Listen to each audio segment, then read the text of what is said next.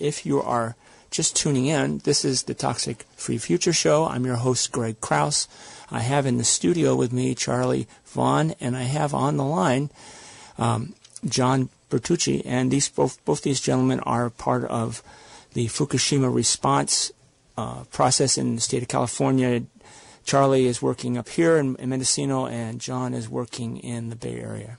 Well, Fukushima Daiichi is a nuclear plant on the coast actually, Fukushima is a prefecture. It's like a region.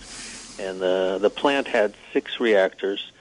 2 of them, which were in shutdown, they were being repaired. 5, let's see, I think it was 5 and 4 were being, the fuel rods were removed. So you had an earthquake, which actually did the damage. It shut down the reactors, and they were in disaster mode then. But they kicked on the backup electrical pumps, and those got wiped out by the tsunami. So then they were in really serious situation. I mean, they were running to 7-Eleven to get batteries so they could use flashlights to see what they were doing. They were really caught off guard, and so you had 4 reactors that were basically very hard hit. 1, 2, 3, and 4. 1 and 2 blew up, then 3 was the one that blew up with the mushroom cloud, which because they had plutonium, MOX fuel, plutonium in the reactor. And then 4, which was empty of rods, they put all the rods in the spent fuel pool. That also blew up with a hydrogen explosion because the pipes, the cooling system was damaged. They've never returned. They've never been able to go back into units 1 and 2. They've just built shells around them. 3 is a disaster zone, but most of that stuff was blown into the air. They were finding bits of plutonium all over Japan, and they've traced it to Lithuania. So that plutonium went out from 3.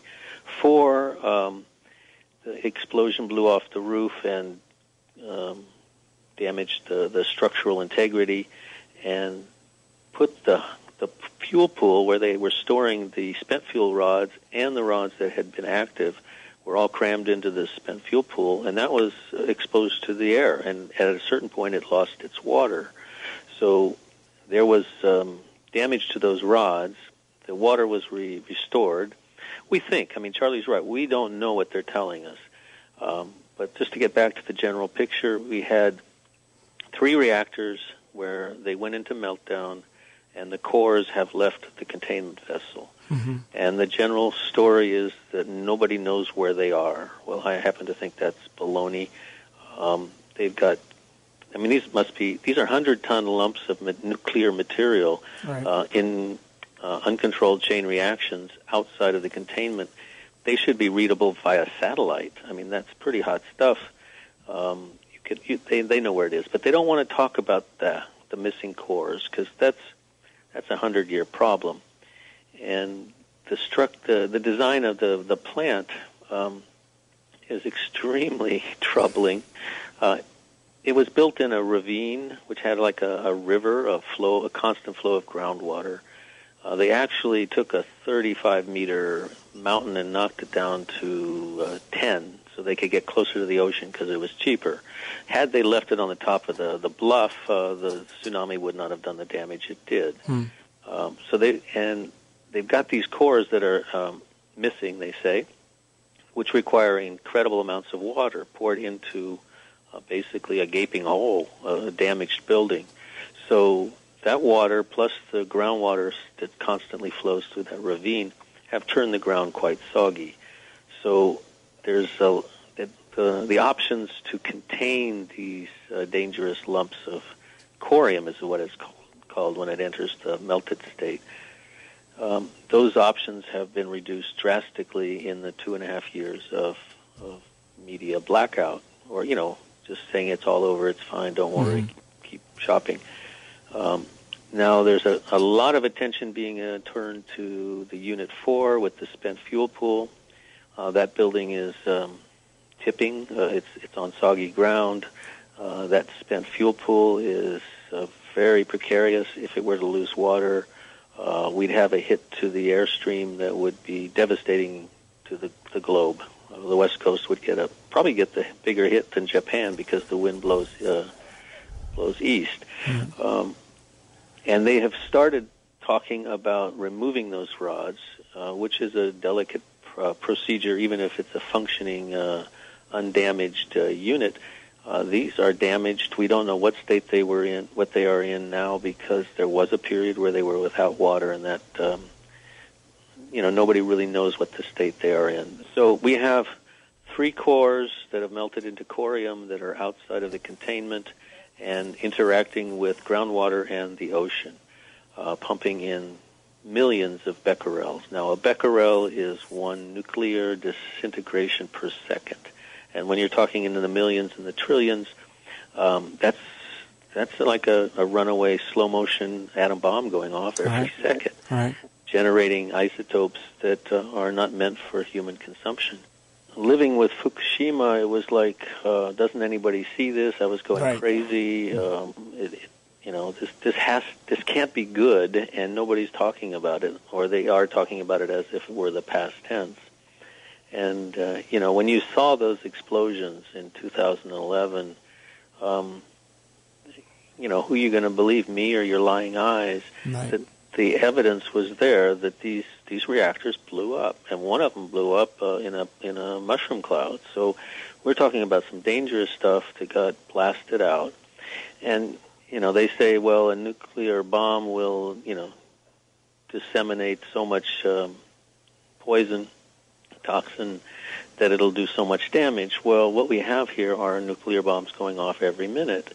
It's like it's a gusher of radioactivity at the plant now for 2.5 years going into the ocean. It hasn't really blitzed the air, but the spent fuel pools that are still requiring constant cooling with water, if they go south on us, the jet streams are going to take a hit.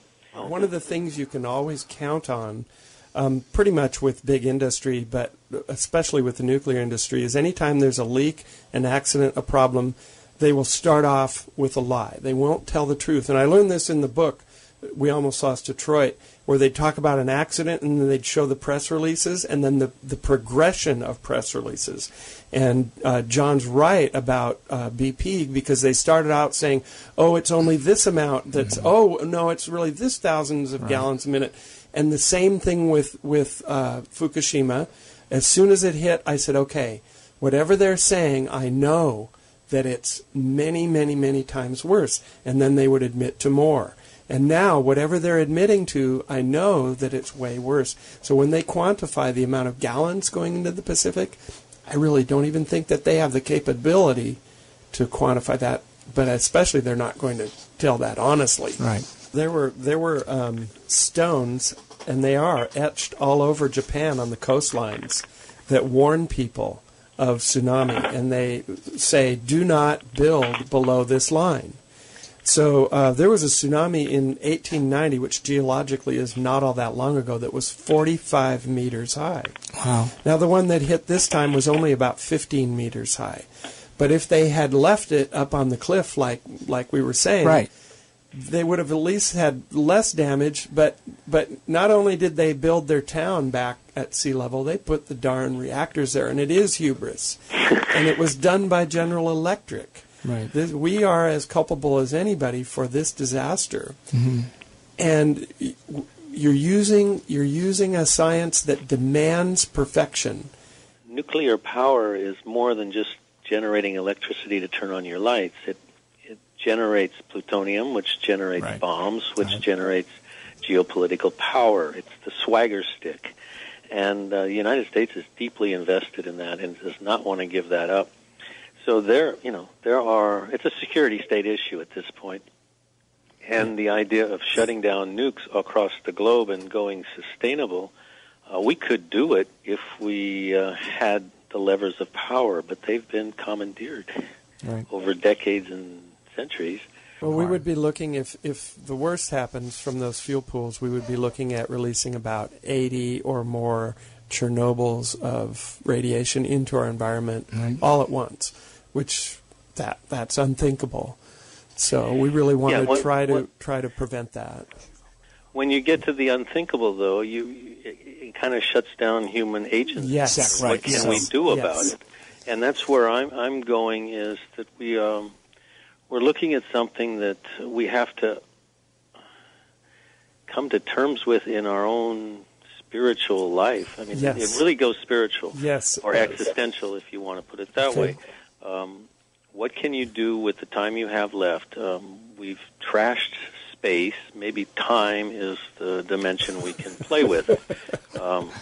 I've been playing with that phrase because, Einstein said that time and space are poetic terms. They do not define the conditions we live in. And we've unleashed a force that doesn't operate in space and time like we do. Right. Arnie Gunderson, who's a remarkable source of information, interviewed a farmer from Fukushima Prefecture, and he said it's like fighting an invisible dragon. Yep. And that I've latched onto that. We have unleashed an invisible dragon that is going to devour our sense of space-time. And we are going to have babies with 6 fingers and 5 arms. Yeah. We are going to go through some very ugly times, and the impacts on the economy and the social structure have yet to be seen. We also have global warming, so I'm not saying that I've got the end of the world in my camp, but we are looking at a tipping point where humanity is going to have to find a new way of being. And that's what excites me or interests me. I'm going more towards, I talk to a lot of people and I tell them how bad it is, and they close up. They don't want to hear anymore. Right. We need to go further on that. But if I tell them how sad it is, they say why, and they want to know more, and then they say, what can we do? One thing that I think we can aim for, we have enough equipment and expertise on this planet. TEPCO, who's running it, is burdened with a budget. They don't have the money to do the 100% things that need to be done. Which is absurd. We need to push for a global intervention. The topography around Fukushima needs to be completely re-engineered so the water is not flowing through the plant and a tsunami will not go over the top of a wall. We need a big wall. There's a lot that needs to be done, and the world needs to be goaded into doing it. Every movement starts small. Let's get going, Mendo. Let's get going, everybody. Thank you. So we're right on the hour, so I want to thank my 2 guests. Thanks. Thank you, Charlie, Sorry for coming on.